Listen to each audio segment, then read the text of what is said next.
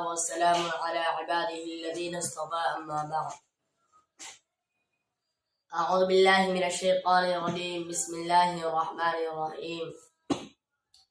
سبحان الذي أسرى بعبده ليلا من المسجد الحرام إلى المسجد الأقصى الذي باركنا حوله لنريه من آياتنا إنه هو السميع البصير.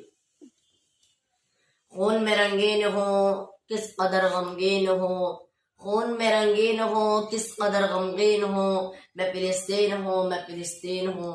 صدر محترم اور معزز سامعین اکرام، فلسطین اور مسئلہ فلسطین سے آج کون واقف نہیں؟ ہر فرد و بشر اس سے بخوبی واقف ہے، لیکن اس کے باوجود اس کی وضاحت کرنا، اس سے متعلق گفتگو کرنا وقت کا تقاضا اور ایمان کا حصہ ہے. مسئلہ فلسطین امت کا سب سے اہم اور حساس مسئلہ ہے. یہ دین و عقیدے کا مسئلہ ہے، یہ اس ارض مقدس کا مسئلہ ہے جو مسلمانوں کا قبلہ اول ہے، اس ارض پاک کا مسئلہ ہے جہاں نبی اسلام ختم رسول مولا کل پیغمبروں کے امام نے تمام پیغمبروں کی امامت کے فرائض انجام دیے. یہیں سے آپ صلی اللہ علیہ وسلم کو سفر معراج پر لے جایا گیا. یہ وہ ارض مقدسہ ہے جہاں مسلمانوں کا تیسرا حرم ہے. تعلیمات اسلامی کے مطابق یہ وہ تیسرا مقدس شہر ہے جس کی جانب زیارت سفر کی نیت کرنا نہ صرف جائز بلکہ مشروع اور باعث ثواب ہے. یہ جہاد ہے، نزول مسیح کا مقام ہے، انبیاء کا مسکن و مدفن ہے. یہ مقدس سرزمین ہے جو ہزاروں برگزیدہ اللہ تعالیٰ کے فرستادہ انسانوں کی تبلیغ و دعوت کا مرکز رہی. اسی جگہ پر سیدنا مسیح علیہ السلام پیدا ہوئے.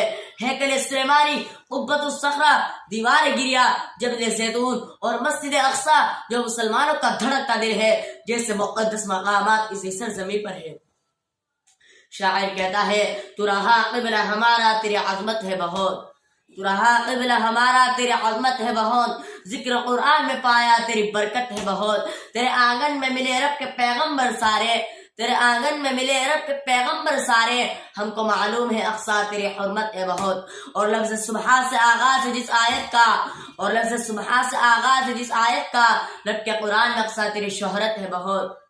لیکن آج اس مقدر سرزمین فلسطین میں صف ماتم بچھی ہوئی ہے. یہ مقدر سرزمین مسلمانوں کے خون سے لالازار ہے. معصوم فلسطینی بچے اسرائیلی درندگی کا شکار بن رہے ہیں.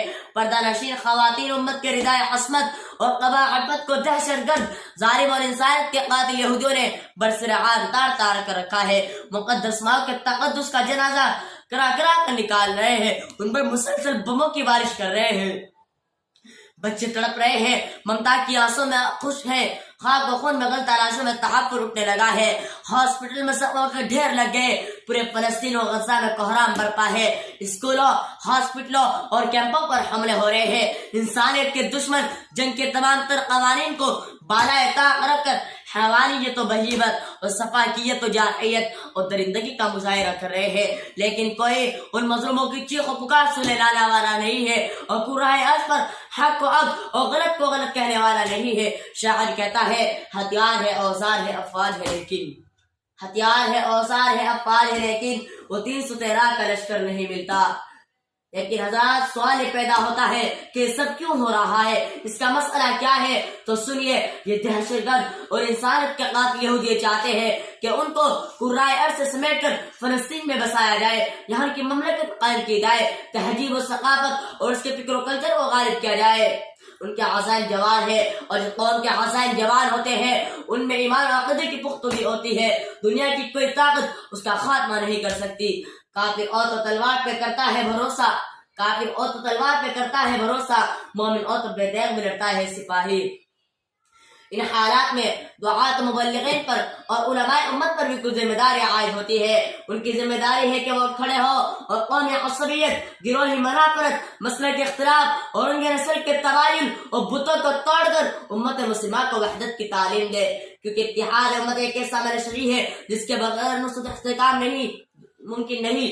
دوسرا یہ ہے کہ فلسطین کو تحریک بنائے، اس کی دینی حیثیت بیان کر کے امت مسلمہ کے ایک ایک فرد کو اس سے جوڑے اور اس کی حقیقت کو واضح کرے، اور اس بات کے بوائن کے دوہرا اعلان کر دے کہ مسئلہ فلسطین صرف فلسطینوں کا مسئلہ نہیں بلکہ ہر کلمہ گو کا مسئلہ ہے. مال امداد جمع کر کے اس کو قانون میں دائرے میں رہ کر پہنچانے کا انتظام کرے. ان اشعار پر میں اپنی بات کو ختم کر رہا ہوں. اٹھو تم کو شہیدوں کا لہو آواز دیتا ہے. اٹھو تم کو شہیدوں کا لہو آواز دیتا ہے. خدا بھی اہل ہمت کو پر پرواز دیتا ہے. وہ دیکھو متحد اے کفر تم بھی ایک ہو جاؤ.